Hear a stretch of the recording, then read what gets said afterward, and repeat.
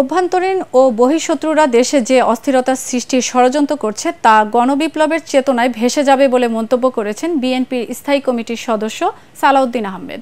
জাতীয়তাবাদী ওলামা দলের ৪৫তম প্রতিষ্ঠাবার্ষিকী উপলক্ষে বিএনপির প্রতিষ্ঠাতা জিয়াউর রহমানের সমাধিতে শ্রদ্ধা নিবেদনের পর তিনি একথা বলেন। তার দাবি, ক্ষমতাচ্যুত স্বৈরাচারের দোসররা এখনও সব জায়গায় বসে আছে। তিনি বলেন, বাংলাদেশ সাম্প্রদায়িক সম্প্রীতি সবসময় অক্ষুণ্ণ থাকবে। গণ অভ্যুত্থানের মধ্য দিয়ে যে আকাঙ্ক্ষা তৈরি হয়েছে তা বাস্তবায়নে ঐক্যবদ্ধ হতে হবে।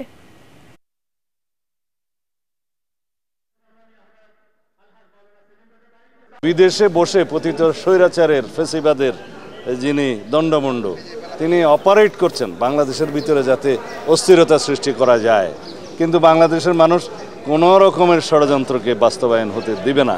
আমরা জানি যে আভ্যন্তরীণ এবং বহিঃশত্রুর বিভিন্ন রকমের ষড়যন্ত্র বাংলাদেশে চলমান আছে এবং তাদের ফেসিবাদের দোসররা এখনও সব জায়গায় প্রতিষ্ঠিত আছে। তারা এখনও বাংলাদেশের সমস্ত জায়গায় বসে চেষ্টা করবে বাংলাদেশের অস্থিরতা সৃষ্টির জন্য।